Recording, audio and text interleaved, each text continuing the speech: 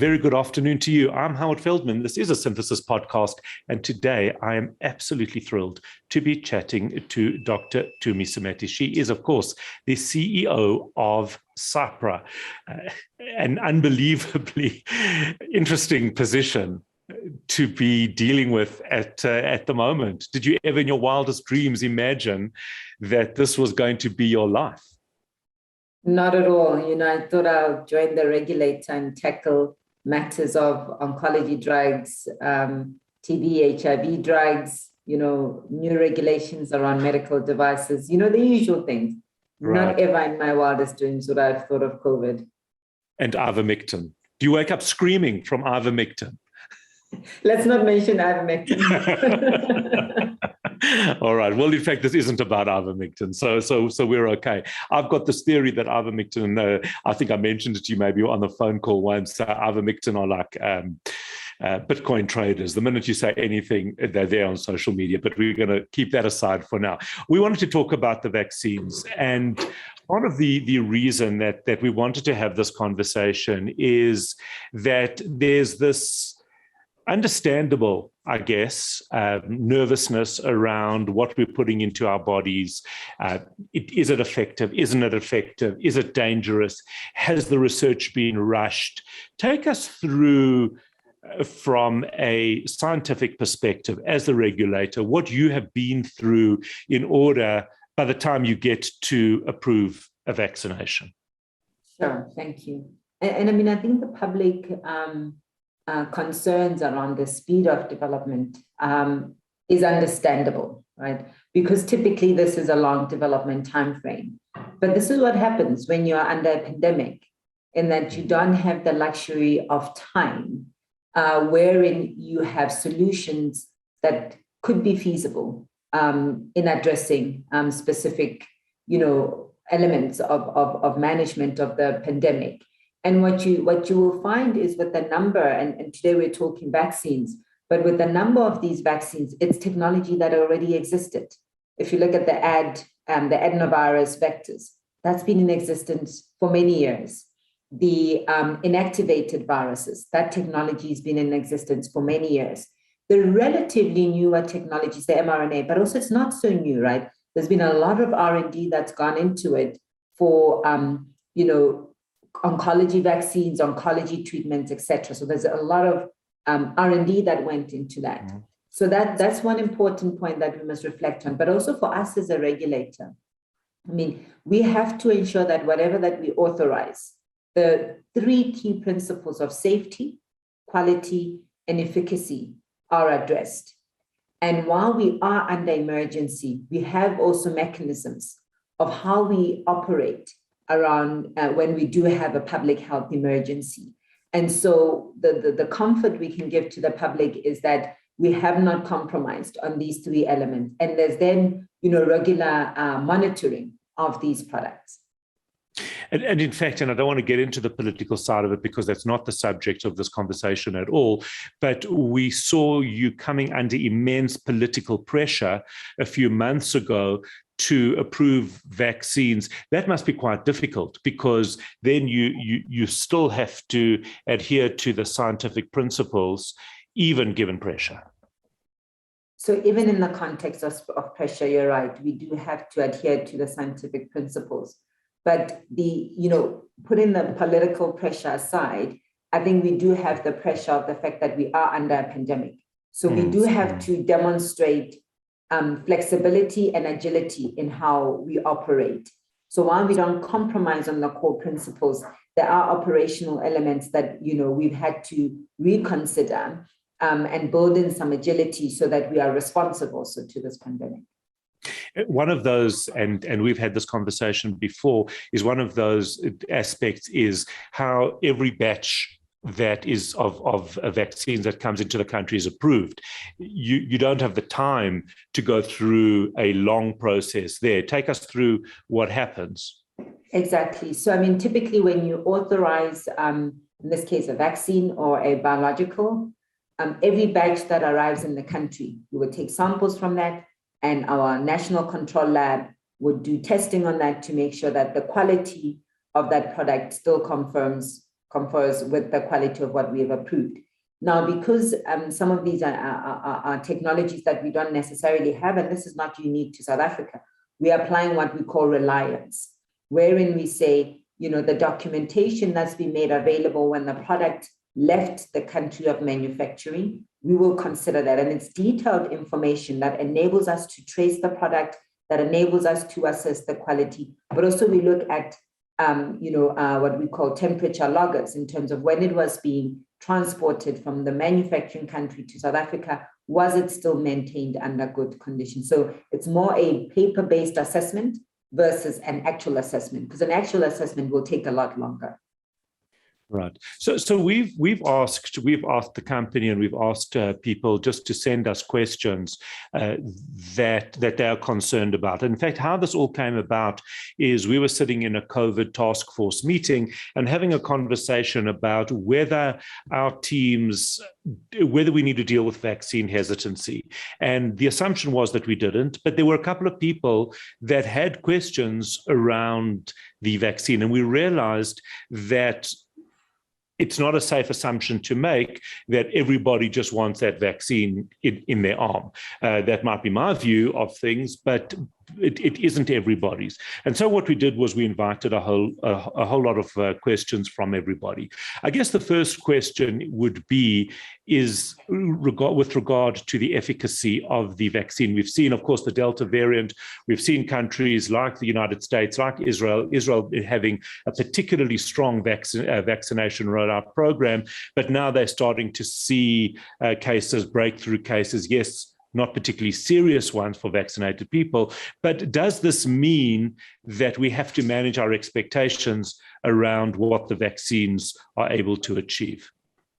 No, thanks for that question. So, an important element to highlight is that while vaccines at the moment are indeed one of the strategies that is being utilized across the globe to manage the disease, but also to get us to some sense of normalcy, what vaccines do is they do not prevent an infection.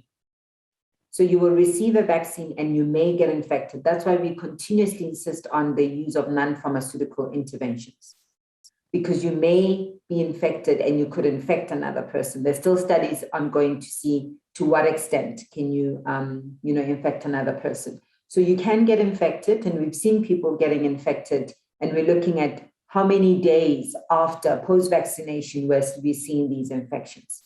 So we did expect that we'll get breakthroughs, but the important element is that what is then the disease severity for those that are vaccinated and for those that are unvaccinated? What is the rate of hospitalization and what is the rate of death? And what we've seen is that for those who are vaccinated on these three elements, there is a significant reduction in disease severity, hospitalization, and death, which demonstrates that indeed these vaccines do confer, strong immunity and enable then your body to fight the virus, even though you do get infected. Right.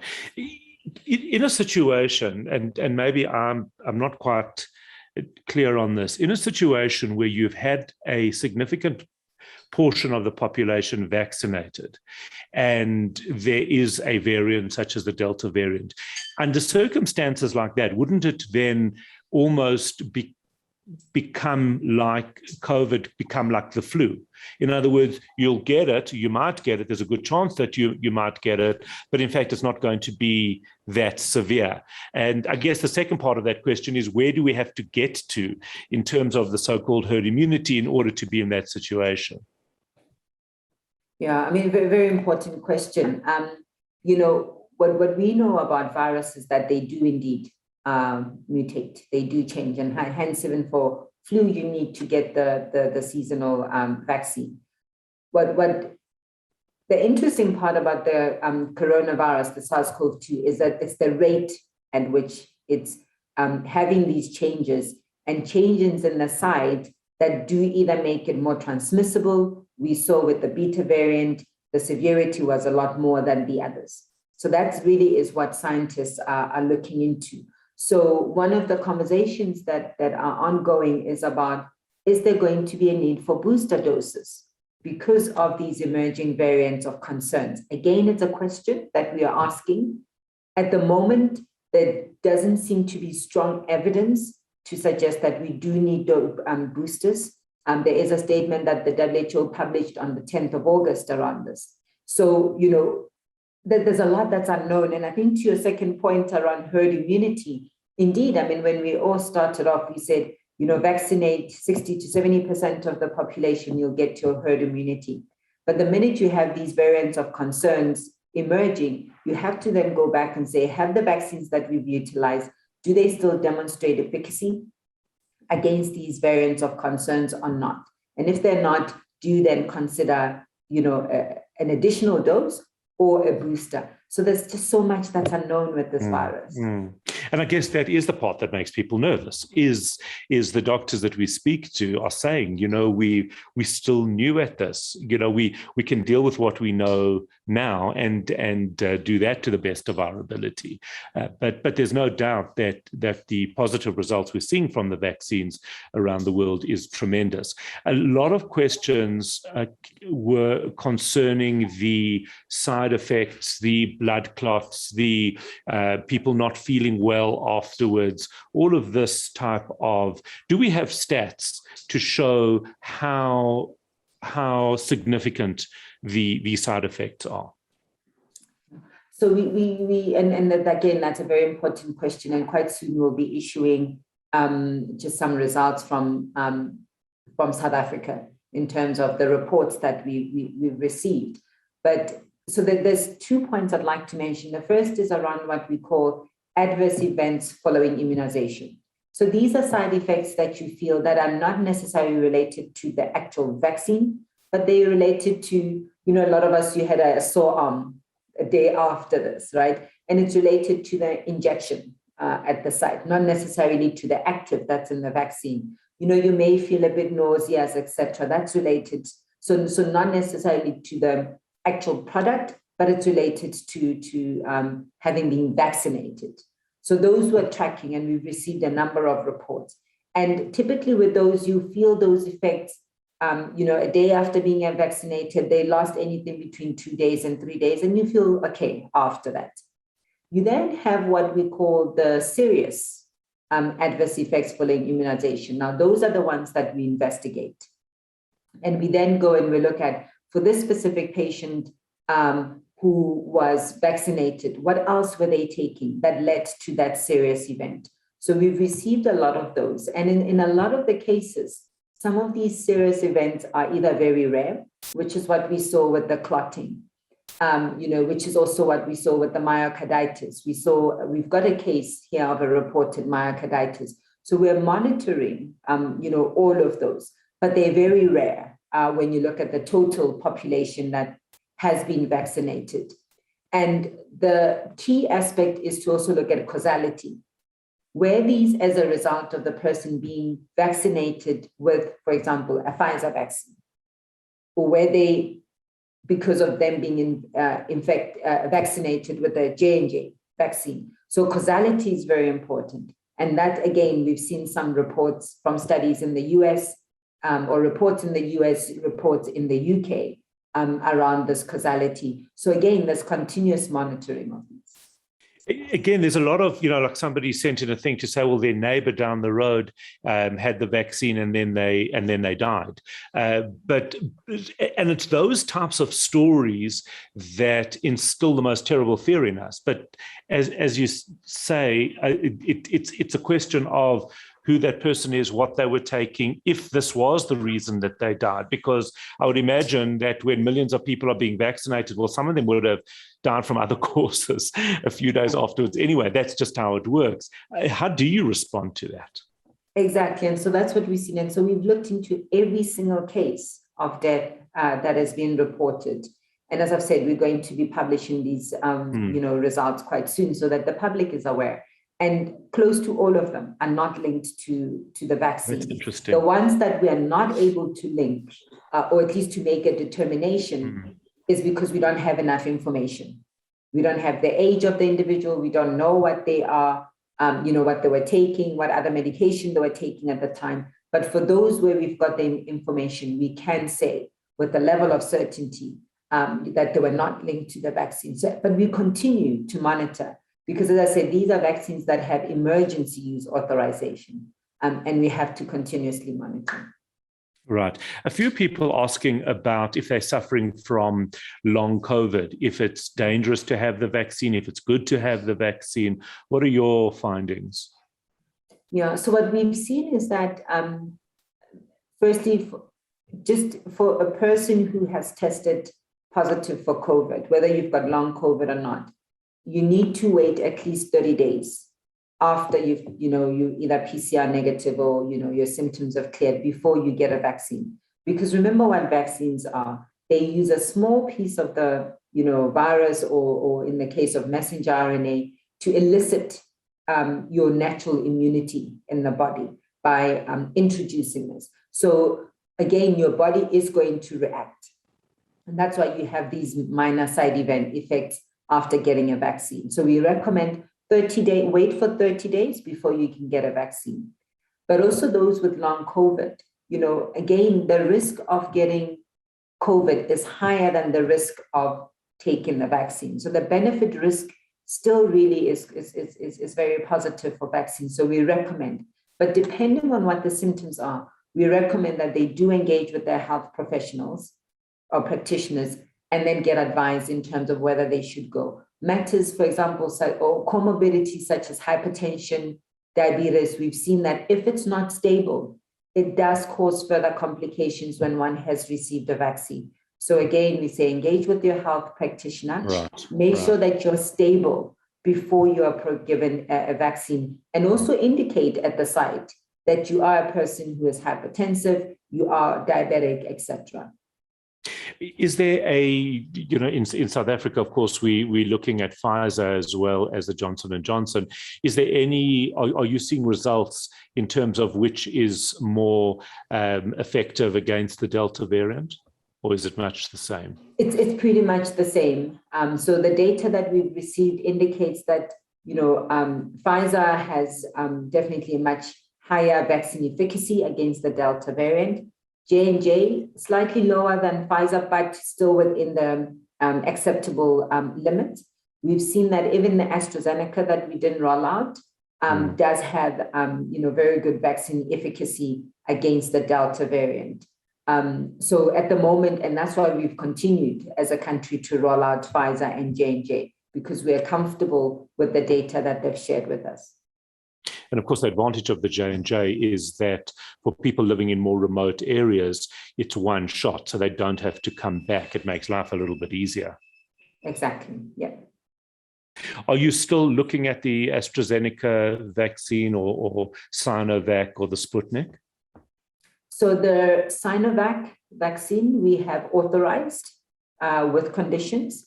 And one of them is, data again, real life data against the variants of concern. And that was the condition with all of them. That's why they have to give us, the data. So Sinovac is authorized. We're still reviewing Sinopharm. We're also reviewing Sputnik, the Sputnik vaccine. In terms of AstraZeneca, they have engaged with us on their new data against the Delta variant. Right. So as far as you're concerned, there's no real difference if somebody has the option between a Johnson & Johnson and a Pfizer. It makes no material difference. No, really. We're still seeing very strong protection with both the vaccines, just that with the one you get, 2 doses, with the other you get 1 dose, but we're still seeing them confer good protection. Right. One of our people, somebody asking, are there any risks or concerns if one had the vaccine and then tested positive 5 days later? We have seen quite a bit of this, in fact, and the people that I've spoken to, or doctors I've spoken to, said that it's more likely that they picked it up at the site than of course, than they got it from the vaccine. Yeah. So, it's very complex, and that's one matter that we're looking at, because you do have the breakthrough infections, which we typically are seeing 14, in some instances, even 28 days after one has gotten the vaccine. But we've seen those individuals that have received the vaccine and a few days later, they test positive. And so there we really need to understand, what is the cause of that. But again, It's about the test that was utilized. Was it an antibody test? Or was it a PCR test that would look at, do you actually have the virus? So there's a lot that we need to understand. But again, because one would have received the vaccine, we expect that the disease severity would be a lot lower than what you would see if they didn't have the vaccine. Do you track vaccine hesitancy in South Africa? Is that something that falls under your area? Not directly as SAHPRA, but other stakeholders like the Department of Health and other stakeholders, but not necessarily as SAHPRA, no. All right. But are we changing in that way? I know anecdotally a lot of people that I spoke to right in the beginning said things like, they're not going to have the vaccine because it freezes your blood and all sorts of very, very, strange things. And slowly have sort of seen that other people have had vaccines. It all seems to be okay. And so they've been vaccinated. I would imagine that is a general trend with anything new like this. No, indeed. I mean, with anything new, you will have some level of hesitancy. And one of the things that we try to do is to communicate regularly on whether it's on the side effects, whether it's on the authorizations that we've made, but also to give the public confidence that as a regulator, public safety is utmost. So there is not a vaccine that we will authorize as SAHPRA if we are concerned about its safety, if we are concerned about its efficacy and quality. And I mean, this is demonstrated by, us agreeing with the decision of the FDA that the vaccines that we had at the Aspen site should not be released because we were, and it was quite 2 million doses earmarked for South Africa. So it really was on the basis that the public safety is paramount. Right. That must have been an enormously painful decision to make. Yeah, very tough, very tough. We had numerous engagements with the FDA. Some of the vaccines were earmarked for the European market. So again, with with the European Medicines Agency, with Health Canada. And at the end of it all of us as regulators, we said public safety is paramount. Incredible. What are you looking at teenagers? Because at this stage, there seems to be approval down to the age of 18. Yeah. So we have received a submission from Pfizer for us to consider it for the 12 to 15, 16-year-olds. We're reviewing that data.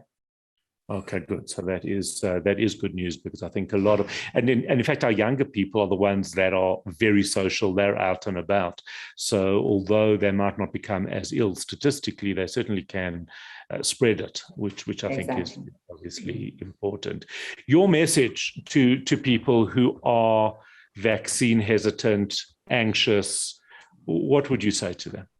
Yeah, for us, I can speak for us as a regulator to say as a public, we have to guard the independence of the regulator, because in doing so, we know that it will not be influenced to make decisions that compromise public safety. And so what is paramount to myself, to my team, and the board expected of us is that quality, safety, and efficacy are never compromised. So at any point wherein a product doesn't meet these requirements, we will not authorize it. And this doesn't just start with COVID. There's many other medicines that people don't even know that SAHPRA has rejected because they didn't comply. And so I'd like to urge the public to really have confidence in the regulator that we will ensure that products that we authorize are safe, because we want to ensure that there's no one in South Africa who, when they take a medicine, they have to think twice. And there's many people who are on chronic medication, etc. No one ever has to think twice about, if I take, whatever medicine, is it really going to do what it claims to do? Is it safe? We take medication, innocently so, because we know that someone has followed the due process. And we really want to uphold that. And that's really the message that I'd like to share, but also to encourage the public that please do go get your vaccines. The benefit of getting a vaccine still outweighs the risk of getting the disease. Even with side effects like blood clotting, COVID causes that. So the risk of getting these side effects in some instances is higher in COVID than what you would see with the vaccine. So we really would like to urge the public to be vaccinated. As we say, until everyone is safe, no one is safe. And certainly I would second that. Dr. Tumi Semete, who is the CEO of SAHPRA, thank you for taking the time to speak to us. Thank you for the incredible work that you are doing. And I really, truly believe that as a country, we are blessed to have a regulator that we have. Thank you for taking the time. I'm Howard Feldman. This has been a Synthesis podcast. Don't forget to subscribe to our channel below. Have a great day. God bless.